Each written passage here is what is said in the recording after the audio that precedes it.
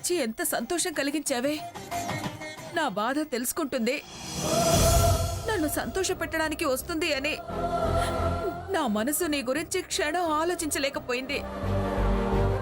ఆ గోడ మీద తలకాయ నువ్వు ముగ్గులు బాగా వేస్తావని వాటిలోకి రంగులు తెచ్చిందే. నువ్వు రావని రంగులొద్దని తిట్టాను. పొరపాటు చేశానే. ఎత్తుతాను, రంగులని ఎత్తుతాను.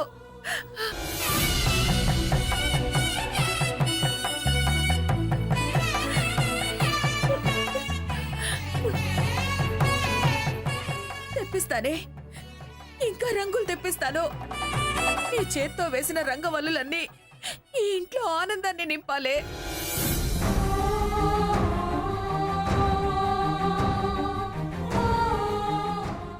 అల్లుడు గారు అక్కడే నిలబడ్డారే, లోపలికి రండి. నేను సీతకి తోడుగా వచ్చాను. అత్తారింటికి అల్లుడుగా రాలేదు. ఏంటమ్మా అల్లుడు గారు అలా అంటున్నారు? అవునమ్మా, ఇది మేము వచ్చి ఇక్కడుండే సమయం కాదని అప్పుడే చెప్పాను కదా. చెప్తే చెప్పావు, పండగ వరకన్నా ఉండి వెళ్ళండి. అల్లుడు గారిని రమ్మని చెప్పవే. రండి అల్లుడు గారు. నాన్న, బలవంతం చేయొద్దు.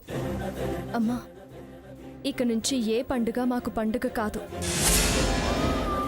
మేమనుకున్నది సాధించాకే ఆ రోజే మాకు పండుగ. అయితే కావచ్చమ్మా, ఎక్కడో ఉండి కష్టాలు పట్టం దేనికి? నీకేదన్నా బాధ కలిగినప్పుడు అమ్మా నీ ఒళ్ళో తల పెట్టుకుని పడుకుంటాను అనేదానివి కదా.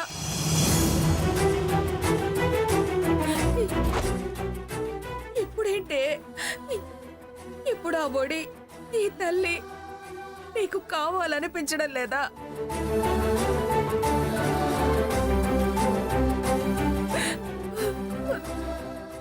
ఉందమ్మా. అమ్మ అంటూ నీ గుండెల మీద వాలిపోయి బోర్న ఏడవాలనుంది. కానీ ఈ గుండె బరువు తగ్గిపోతుందమ్మా. తేలిక పడిపోతాను. అలా కావడం నాకు ఇష్టం లేదు. స్వర్ణతో అన్న మాటలే నా గుండె చప్పుల్లో ప్రతి క్షణం వినపడుతూ ఉండాలి. అది కాదమ్మా సీత.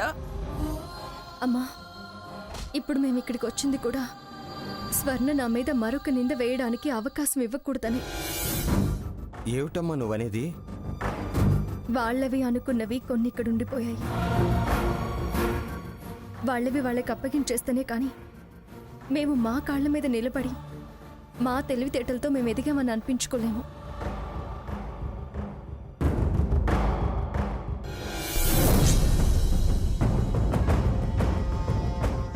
ఏంటండి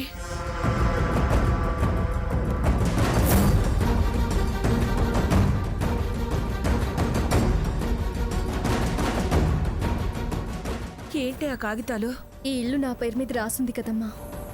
స్వర్ణ అన్నట్టు వాళ్ళవి అన్నవేవి నా దగ్గర ఉండకూడదు. వీటిని ఆధారం చేసుకుని వద్దు. దానికి మరొక అవకాశం అనేది ఇవ్వదలుచుకోలేదు. అందుకే నేను ఈ ఇంటికి రాను అన్నాను. ఈ పేపర్లు దాని మోహన పడేసి ఆర్థిక సంబంధాలేవీ లేవు, ఒక్క హార్దిక సంబంధం తప్ప అని స్పష్టంగా చెప్పాలి. సీత, అవునమ్మా, నేను వీటి కోసమే ఇక్కడికి వచ్చాను. వస్తానమ్మా. సీత, కాగితాలు ఇచ్చేశాకైనా ఇది మా ఇల్లు అనిపించుకుంటాం. అప్పుడు ఉండడానికి రాకపోయినా పిలుపు మన్నించైనా అప్పుడప్పుడు వస్తుండమ్మా. అభ్యంతరం చెప్పొద్దు. అమ్మ పిలుపు, నాన్న పలకరింపు ఎందుకు కాదనుకుంటానమ్మా. పెళ్ళైన కూతుర్లా రాకపోకల వరకే ఆలోచించు, మరొకటి ఆశించొద్దమ్మా. అల్లుడు గారు, సీత మాటకు విలువ ఇచ్చి గడప దాటలేదు మీరు. సీత మీదైన తర్వాత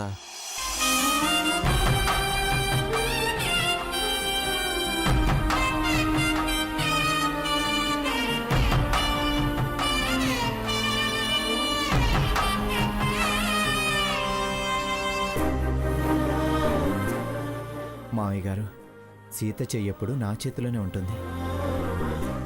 మీరు తనకే కాదు, నాకు తల్లిదండ్రులతో సమానం. తన అడుగుల వెంటే నా అడుగులు ఉంటాయి. మాలో వెనక ముందులో ఉండవు. అంతా దీని అదృష్టం. తను నా అదృష్టం అనుకుంటున్నాను. నీలాంటి అల్లుడు దొరకడం మా అదృష్టం అనుకుంటున్నాం బాబు. దీన్ని ఏ దురదృష్టం వెంటాడుతుందో, ఈ బాధలు, కష్టాలు, కన్నీళ్లు. అమ్మా, ఇంకెప్పుడు అలా ఆలోచించొద్దు. కష్టం నిజమైన సుఖం అనుభవించడానికే, దుఃఖం సంతోషంలో తృప్తి సొంతం అవ్వడానికే. ఓడి గెలిస్తేనే విజయాన్ని సంపూర్ణంగా ఫీల్ అయ్యేది. పదరకు వెళ్ళొస్తామమ్మా. వస్తానన్నా. మంచిదమ్మా. వెళ్ళొస్తాం మావయ్య. ఆ,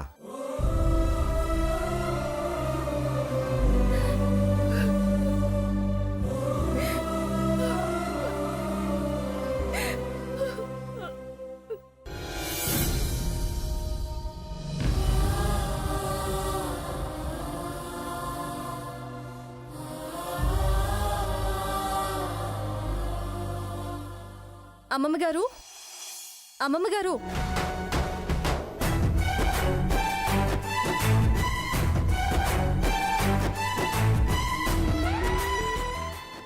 అమ్మమ్మ గారు. సీత,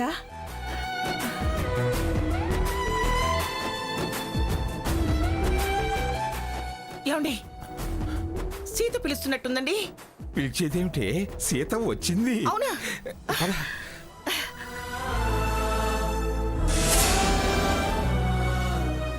సీత, అక్కడే నిలబడి పిలుస్తున్నావేంటమ్మా? రా రా లోపలికి. సీత రామ్మా, లోపలికి రా. రా సీత. ఏంటి రానే రాను, నన్ను ఆగమని అనద్దు అని అన్ని మాటలని మళ్ళీ వెంటనే వచ్చావే?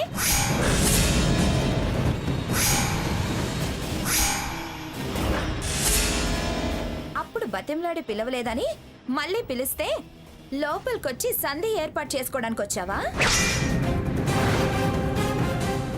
స్వర్ణ, ఏం తాతయ్య, నేను తప్పుగా మాట్లాడుతున్నానంటారా? వాళ్ళొచ్చింది అందుకేగా. అయితే ఏమిటి, రాకూడదంటావా?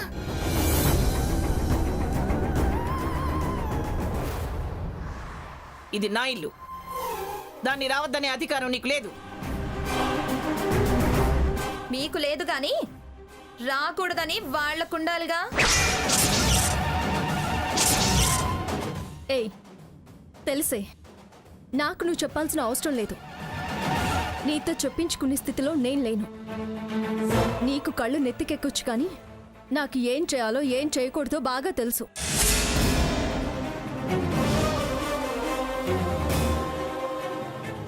నీలా మతిస్థిమితం తప్పిందాన్ని కాదు నేను. నీకెందుకు తప్పుతుంది? నీ ధ్యాసంతా ఎలా సగం ఆస్తి దక్కించుకోవాలా అని. నోర్ముయ్, ఆ మాటకే ఇక్కడ ఉండకూడదని వెళ్ళిపోయాను. వెళ్ళినట్టే వెళ్ళి మళ్ళీ వచ్చావు కదా. నేనేమి ఇక్కడ ఉండిపోవడానికి రాలేదు. మీదైన ఆ ఇల్లు నా పేరు నా అమ్మమ్మ గారు రాసిచ్చారు.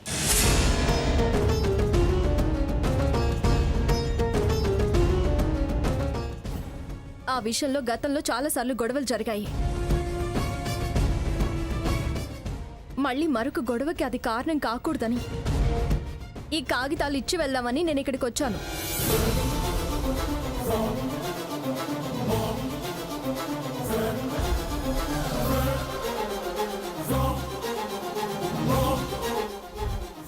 ఇవిగోండి అమ్మమ్మ గారు, ఆ ఇంటి కాగితాలు నా పేరు మీద ఉన్నాయి. తీసుకోండి. సీత, ఇప్పుడు ఇవి ఇవ్వాల్సిన అవసరం ఏమొచ్చింది? అవి నావి కావు, మీవి అని దీనికి తెలియడానికి. ఆ ఇంట్లో అమ్మా నాన్నలు కూడా ఉండనివ్వడం ఉండకపోనివ్వడం అంతా దానిష్టం. రేపు నా మాట నిలబెట్టుకునే ప్రయత్నంలో నేను ఒక మెట్టు పైకెక్కితే ఈ పేపర్స్ని అమ్మో తాకట్టు పెట్టో వాడుకొనో పైకొచ్చామని ఈ మహాతల్లి మళ్ళీ మా మీద నిందలు వేయొచ్చు.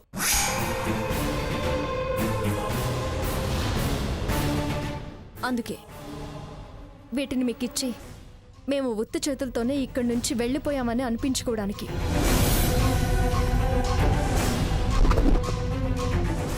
మా రెక్కల కష్టంతోనే ఎదిగాము అని రుజువు చేసుకోవడానికి. స్వర్ణ, నమ్మవే, కనీసం ఇప్పటికైనా నమ్ము. ఆశయానికి కట్టుబడేదాన్నే కానీ ఆశకి పోయేదాన్ని కాదు అని. హ, మంచిది. ఎటు తిరిగి గొప్ప అనిపించుకోవడానికేగా. నీ ప్రయత్నం మాకు తెలుసు. ఇలాంటి ట్రిక్స్ తో కాదు, మాట నిలబెట్టుకొని చూపించు. అందుకేగా ఈ కాగితాలు కూడా ఇచ్చి వెళ్ళడానికి వచ్చింది. మళ్ళీ ట్రిక్స్ అంటే వెంటి స్వర్ణ? వారి గురించి తెలుసు కాబట్టే అన్నాను. వారు అనుకున్నది విన్నదాన్ని కాబట్టే అనాల్సి వస్తుంది. ఎందుకే మళ్ళీ మళ్ళీ అదే మాట అంటున్నావు? ఎన్నిసార్లన్నా అది నిజం కాదు, ఎవరు నమ్మరు కూడా. అయినా నేను ఇక్కడికి నీతో పంచాయతీకి రాలేదు. నేను వెళ్ళొస్తాను మమ్మగారు. వెళ్ళొద్దు సీత, మేము తన మాటలేం నమ్మటం లేదు. ఎందుకమ్మా ఈ పంతాలు? క్షమించండి అత్తయ్య గారు. వెళ్ళొస్తాను తాతయ్య గారు. పదరగు.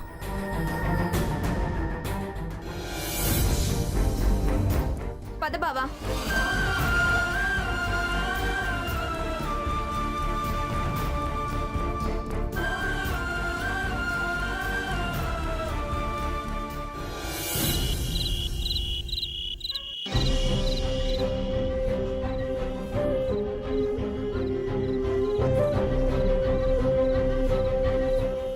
అత్తయ్య గారు, ఏమిటి? భోజనం చెదురుగాని రండి. వద్దు, నాకు ఆకలిగా లేదు. మీ బాధ నేను అర్థం చేసుకోగలను అత్తయ్య. కానీ మీరు ఇలాగే అన్నం వద్దంటే మీ ఆరోగ్యం మిమ్మల్ని ఆందోళనలో పడేస్తుంది. బాధతో అన్నం సహించకపోవచ్చు, కానీ ఆరోగ్యం సర్దుకుపోదు కదా. నా మాట విని కొంచెం మజ్జిగన్నమైనా తిందురుగాని రండి. అదీగాక కళ్యాణం జరిపించిన వాళ్ళు ఉపవాసం ఉండకూడదు. పెళ్లి తర్వాత విందు తప్పనిసరి. ఏం సవ్యంగా జరిగిందని విందులు వినోదాలు చేసుకోవడానికి. అందుకే కదా మజ్జిగన్నం ఉంటుంది. ఆకలి కోసం కాదు, ఆరోగ్యం కోసం. పైగా శుభమని కూడా ఉంటుంది. పదమంగా కాస్త ఎంగిలి పడుతూ గాని. రెండత్తయ్య. నేను తీసుకొస్తాలేమ్మా, నువ్వు వెళ్ళు.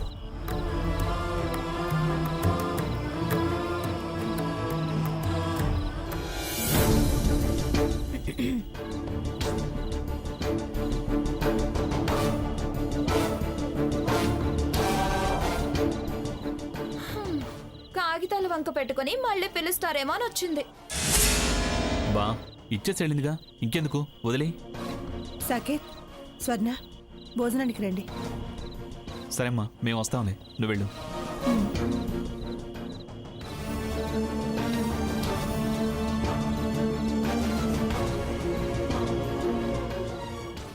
వద్దు బావా, మనం వెళ్ళొద్దు. అదిగో ఆవిడ గారు కోపంగా ఉంది, ఏదో ఒకటి అంటుంది. ఏమన్నదిలే, పద వెళ్దాం.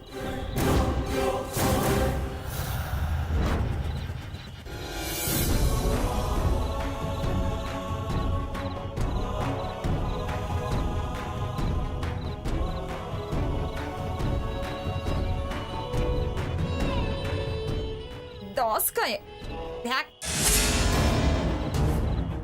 దీన్ని చూస్తేనే అసహ్యం వస్తుంది.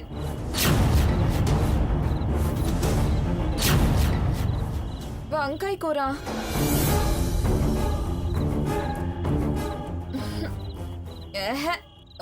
ఇంకేం లేవా? ఇప్పుడేమిటే? పంచభక్ష పరవణాలు కావాలా నీకు? మీ వాళ్ళు లేరుగా, మీకు అవసరం అనిపించకపోవచ్చు, కానీ నాకివి సహించవు. సహించకపోతే పో, ముడుచుకొని పడుకో. గ్రాని, లేకపోతే ఏమిట్రా మరి? ఏదో అభోజనంగా ఉండకూడదని మనసు బాగోలేకపోయినా ఏదో ఒకటి చేస్తే దానికి వంక పెడుతుంది. అది సహించదు, ఇది సహించదు అని గుడుగుతుంది. ఎందుకట అంత బాధ పోయినోళ్ళ గురించి?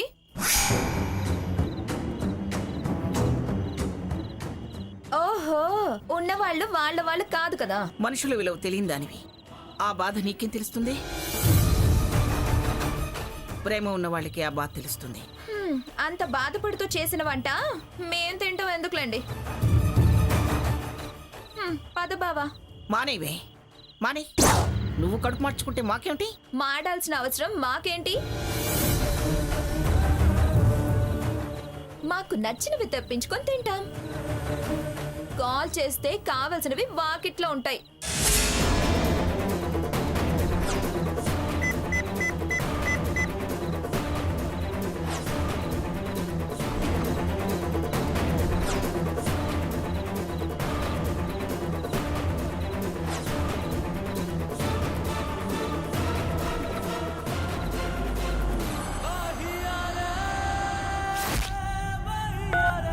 బావా పిజ్జా ఆర్డర్ ఇచ్చేసా.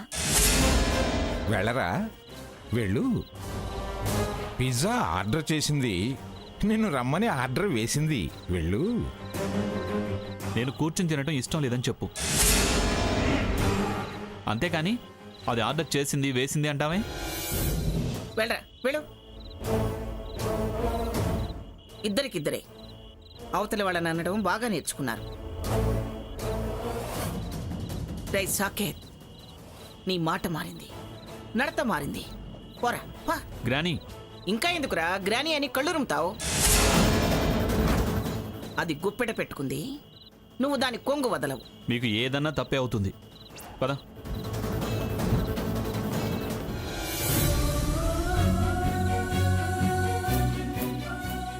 అత్తయ్య గారు తినండి. అత్తయ్య గారు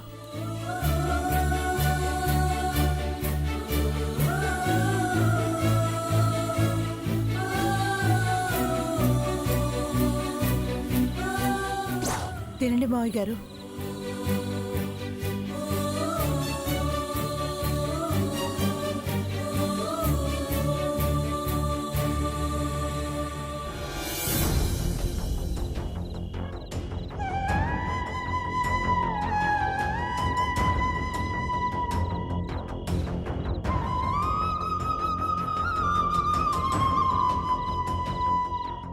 చేసిన మేలు మరిచి ఇంత దుర్మార్గం చేస్తుందనుకోలేదు. అందరినీ ఇలా బాధ పెట్టి అది దాని సుఖాన్ని మాత్రమే చూసుకుంటుంది. మనం వాళ్ళ సంతోషాలకి అడ్డుపడుతున్నామన్న మాటే నాకు చాలా బాధ కలిగించింది. అయ్యో, బాధపడతారని ఆలోచించే మనసే ఉంటే ఇంత మూర్ఖంగా ప్రవర్తించదు. పాపం అమ్మమ్మ గారు తాతయ్య గారు ఎంత బాధపడుతున్నారు.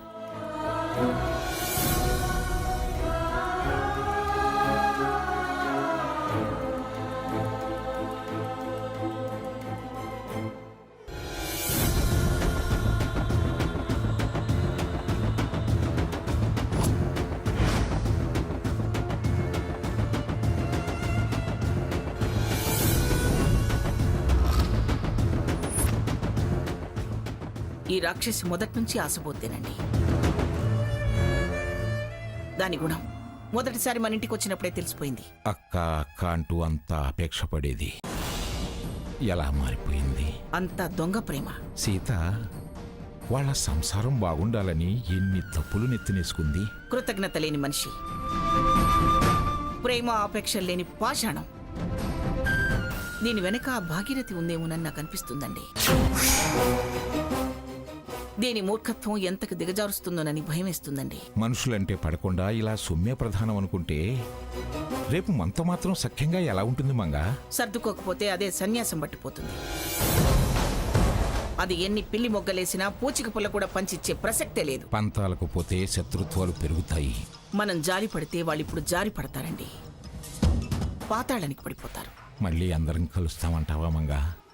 దీని ఆటలు సాగనివ్వకపోతే, సావాసాలు కత్తిరిస్తే అదే దారిలోకి వస్తుంది.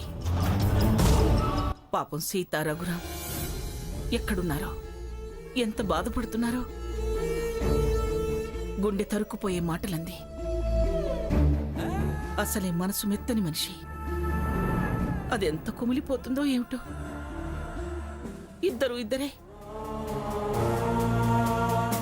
మంచి తప్ప మరొకరికి అన్యాయం తలపెట్టని మనుషులు వాళ్ళు.